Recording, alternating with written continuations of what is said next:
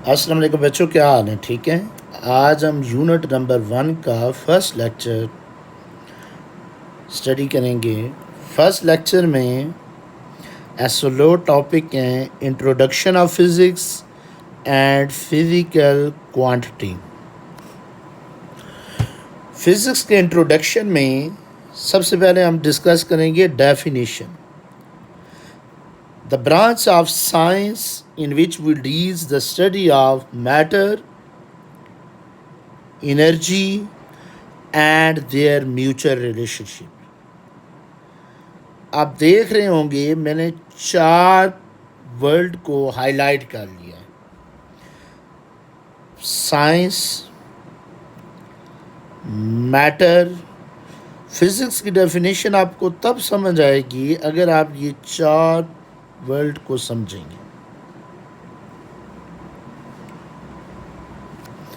अच्छा, सबसे पहले साइंस। साइंस क्या है? The knowledge gain by observation and experiment. आप कोई एक्सपेरिमेंट परफॉर्म करते हैं, आप कोई ऑब्ज़र्व करते हैं चीज़ को, जो भी आप नॉलेज उस ऑब्ज़र्वेशन या एक्सपेरिमेंट से गेन करते हैं वो बेसिकली साइंस है। ये लैटिन वर्ड सेंटिया से निकला है जिसका मतलब है टू नॉलेज। अब साइंस को बेसिकली फर्दर 2 टाइप्स में डिवाइड किया जाता है। कौन कौन सी 2 टाइप्स हैं? Physical science and biological science. जो फिजिकल साइंस है ये डील करती है नॉन लिविंग थिंग्स को,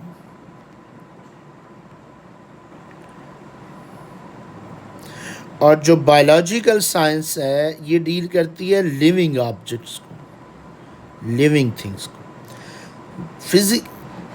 जो फिज़िक्स है वो बेसिकली फिज़िकल साइंस में बच्चों आती है।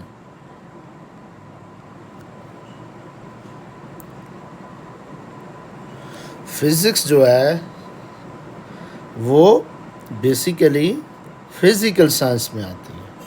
अच्छा, नेक्स्ट चीज़ क्या है? मैटर। मैटर क्या होता है?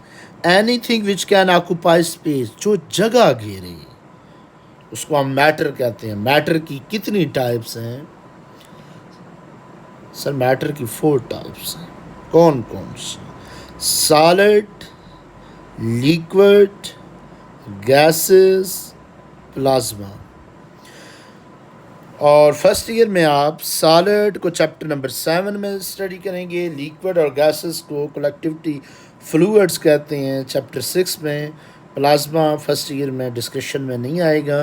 लेकिन एनर्जी नेक्स्ट पॉइंट है। एनर्जी, एनर्जी किस चैप्टर में हम स्टडी करें? एनर्जी होती क्या है? Energy ability to do work. जब भी आप वर्क करेंगे ना तो जो वर्क है वो आपका स्टोर हो जाएगा in the form of energy. इसीलिए सर वर्क के यूनिट जूल हैं और एनर्जी के यूनिट भी जूल हैं। जी हाँ, क्योंकि ये इंटर कन्वर्टेबल है। जहाँ वर्क हो रहा होगा वहाँ एनर्जी स्टोर हो रही होगी, वहाँ एनर्जी भी होगी। यहाँ एनर्जी होगी वहाँ वर्क भी होगा। एनर्जी की आगे फर्दर 2 टाइप्स हैं। Kinetic energy. काइनेटिक एनर्जी तब आती है जब बॉडी मोशन करती है, जब आप मूव करते हैं तो काइनेटिक एनर्जी आती है। और पोटेंशियल एनर्जी कब आती है सर? जब आप हाइट चेंज करते हैं, जब आप अगेंस्ट द फील्ड जाते हैं। इसके लिए वर्ड बोला जाता है change in position. Change in position, ठीक है। और ये हम डिटेल में वर्क और एनर्जी को स्टडी करेंगे इंशाल्लाह चैप्टर नंबर 5 में। इसमें जो इम्पोर्टेंट, सबसे इम्पोर्टेंट चीज़ है वो है इनका म्यूचुअल रिलेशनशिप। सर किसका म्यूचुअल रिलेशनशिप? एनर्जी और मैटर का। एनर्जी और मैटर। अब मैटर के पास मास भी होता है, तो एनर्जी और मैटर जो है या मास ये इंटर कन्वर्टेबल है। और ये बात कब सर हमें पता चली थी कि ये इंटर कन्वर्टेबल है? ये 1905 में पता चला। 1905 में सर ऐसा क्या हुआ था? 1905 में आइंस्टाइन ने एक रिसर्च पेपर दिया था। 1905 को फिज़िक्स की हिस्ट्री में मोजज़ाती साल कहते हैं, क्योंकि आइंस्टाइन ने इस साल 4 to 5 रिसर्च पेपर दिए जिन्होंने नई मॉडर्न फिज़िक्स की बुनियादें रखी। इसीलिए आइंस्टाइन को कहते हैं the father of modern physics. अच्छा, 1905 में आइंस्टाइन ने क्या ऐसी बात की? आइंस्टाइन ने एक रिसर्च पेपर दिया जिसमें उसने E=mc² के बारे में कंप्लीट डिस्कशन की। अब ये इक्वेशन क्या बताती है? ये इक्वेशन ये बताती है कि energy and mass are interconvertible to each other.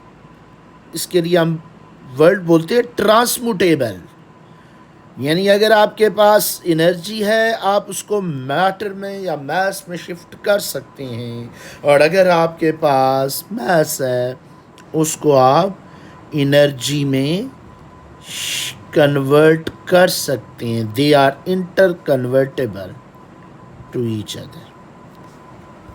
1905 से पहले ना फिजिक्स की ये डेफिनेशन थी, the branch of science in which we deals the study of matter and energy. लेकिन जब E=mc² आया तो ये डेफिनेशन में कुछ ऐड करना पड़ा।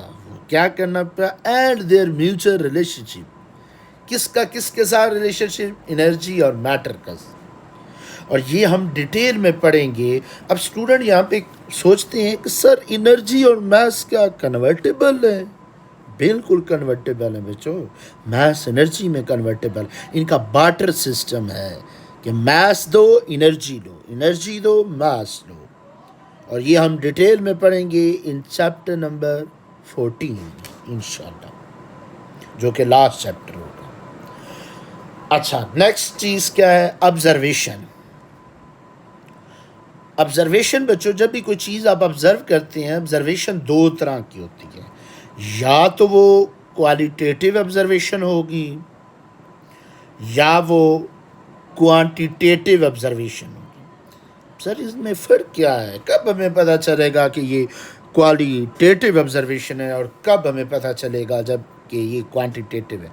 बच्चों, जब मैग्नीट्यूड, नो नंबर, जब आप मैग्नीट्यूड की बात नहीं करेंगे, नंबर की बात नहीं करेंगे, नो मैग्नीट्यूड, जब आप मैग्नीट्यूड के बगैर कोई बात करेंगे, कोई चीज़ एक्सप्लेन करें, कोई चीज़ ऑब्ज़र्व करेंगे, उसको एक्सप्लेन करेंगे, तो वो क्वालिटेटिव ऑब्जर्वेशन होगी। और ये कैसे सर हम ऑब्ज़र्व कर सकते हैं मैग्नीट्यूड के बगैर? कैसे? किन चीज़ें से हम? आवर 5 सेंसेस, जैसे कलर को, खुशबुओं को, आप किसी चीज़ को आप, ये चीज़ें जितनी भी हैं ये क्वालिटेटिव ऑब्जर्वेशन में आएंगी। अब क्वांटिटेटिव ऑब्जर्वेशन क्या होती हैं? क्वांटिटेटिव, क्वांटिटी की बात करेंगे, इसमें इंक्लूड नंबर, नंबर इसमें इंक्लूड होगा। यानी दूसरे लफ्ज़ों में सर इसमें मैग्नीट्यूड इंक्लूड होगा। जी हाँ, इसमें मैग्नीट्यूड होगा, विद मैग्नीट्यूड, और इसमें मैग्नीट्यूड नहीं है।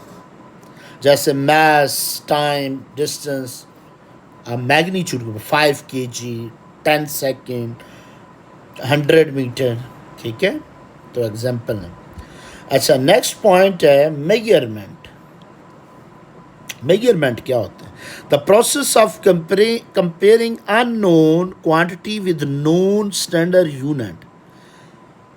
किसी नामालूम को मालूम करने के लिए मालूम का सहारा लिया जाए, अननोन को फाइंड करने के लिए फाइंड का सहारा लिया जाता है। जैसे मैं अगर आपसे कहूँ कि आपके घर की जो दीवार की लेंथ कितनी है, आप देख के तो नहीं बता सकते ना। आप कहेंगे सर मैं स्केल ले आता हूँ, मैं फुट ले आता हूँ, फुट से आप 2 मिनट में या 1 मिनट में मुझे बता देंगे मेजरमेंट करके। आप कहेंगे सर 10 फुट है। अब फुट आपके पास फिक्स स्टैंडर्ड है, वो नोन क्वांटिटी है, नोन मालूम वैल्यू है। दीवार की लेंथ मालूम नहीं थी, अननोन क्वांटिटी आपने बता दी। तो अननोन फिजिकल क्वांटिटी के लिए हम नोन क्वांटिटी को यूज़ करके उसको कंपेयर करते हैं, उस प्रोसेस को हम कहते हैं मेजरमेंट। अच्छा, मेजरमेंट में दो चीज़ें मेन है। Measurement consist of two parts. कौन कौन से? एक तो मेजरमेंट में नंबर आ जाएगा, जिसको हम दूसरे लफ्ज़ों में कहते हैं मैग्नीट्यूड। मैग्नीट्यूड या न्यूमेरिकल वैल्यू एन से रिप्रेजेंट करते हैं, ठीक है। और दूसरी चीज़ आ जाएगी यूनिट, ठीक है। दूसरी चीज़ क्या आ जाएगी? यूनिट। और यूनिट के लिए हम सिंपल यू, जैसे एक एग्जांपल है, if the length of the student is 104 centimetre. अब इसमें जो 104 है, ये क्या है? 104 जो है ये मैग्नीट्यूड है, न्यूमेरिकल वैल्यू है, मैग्नीट्यूड है। और जो सेंटीमीटर है ये यूनिट है। इसका मतलब है मेजरमेंट विदाउट नंबर इनकम्प्लीट है, विदाउट यूनिट इनकम्प्लीट है। दोनों का होना ज़रूरी है। अच्छा, नेक्स्ट चीज़ क्या है? नेक्स्ट चीज़ है फिजिकल क्वांटिटीज़।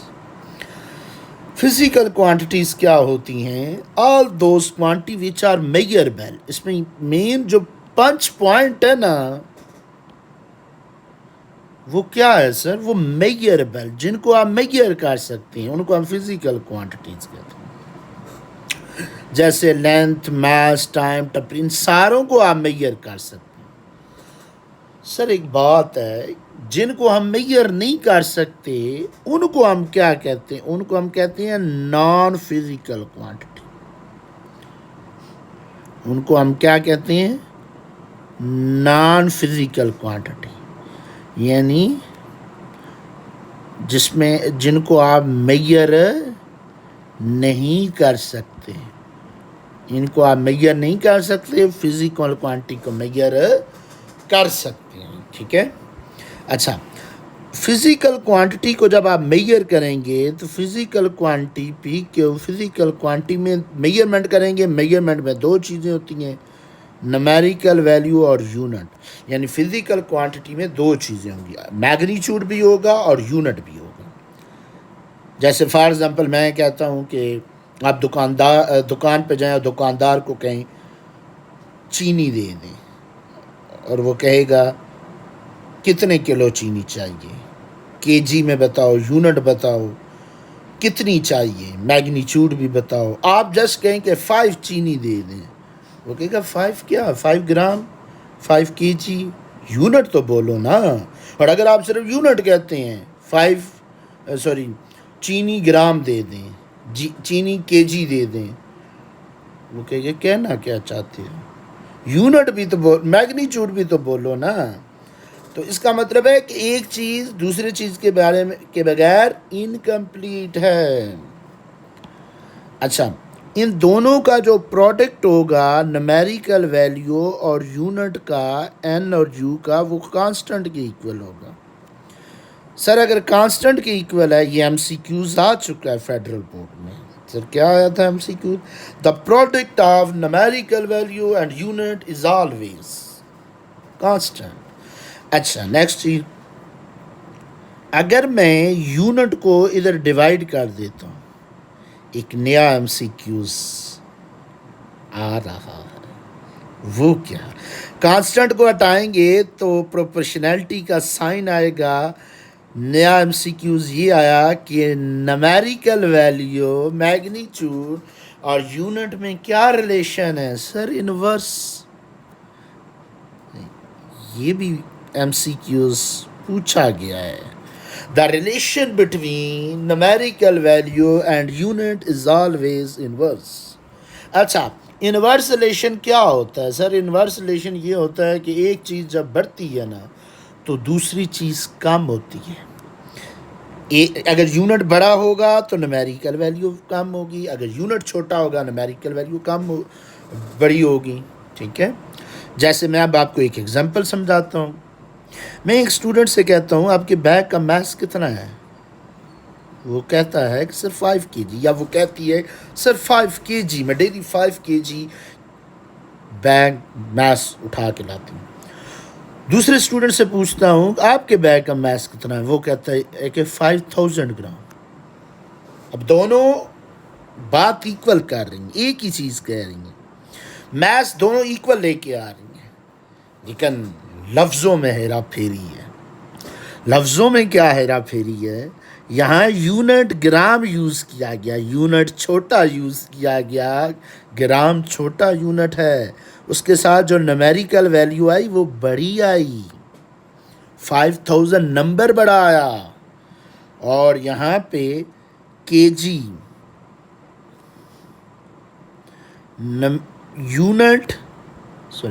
यूनिट जो है वो बड़ा यूज़ किया गया,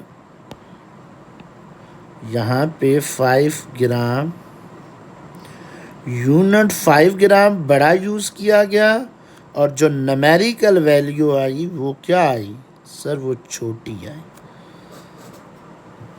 ओवरऑल प्रोडक्ट रिमेन सेम है, कांस्टेंट है, दोनों का प्रोडक्ट, दोनों चीज़ें एक ही हैं। ठीक है बच्चों, समझ आ गई है। इसको आप यूँ भी समझ सकते हैं, जैसे ईद आने वाली है, आपके वाला साहब आपको 5000 का एक नोट दें और आपके छोटे भाई या बहना को 5000 की वो 100 वाले नोट दें, या 10 रुपये वाले जो हैं वो दे दें। अब वो छोटा भाई या छोटी बहना आपके कहे कि मुझे ईदी ज़्यादा मिली है, तो बाबा तो दोनों को इक्वल अमाउंट में दी है, आपको भी 5000 दिए, उसको भी। आप कहेंगे मेरा यूनिट बड़ा था, 1000, मैग्नीट्यूड एक ही नोट है, उसका यूनिट 10 रुपये है, छोटा यूनिट है, मैग्नीट्यूड ज़्यादा है, लेकिन दोनों चीज़ें इक्वल हैं। ठीक है, तो फिज़िक्स को आपने डेली लाइफ में बच्चों अप्लाई भी करना है। नेक्स्ट चीज़ क्या है, there are 2 types of physical quantity.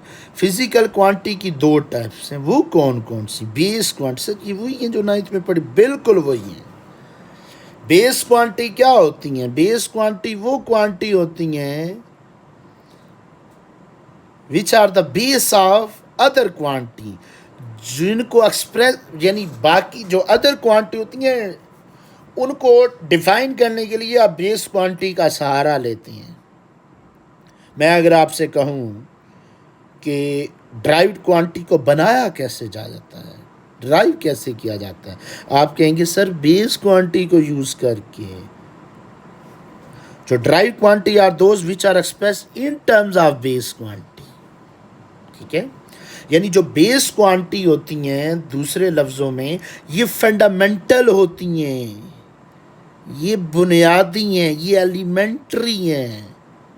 Elementary वो होती हैं जो किसी से ना बनी हो, फंडामेंटल बुनियाद हैं। नंबर ये 7 है, नो लिमिट, इनफाइनाइट, कोई फिक्स नंबर नहीं है, no fix number, no fix number. ठीक है,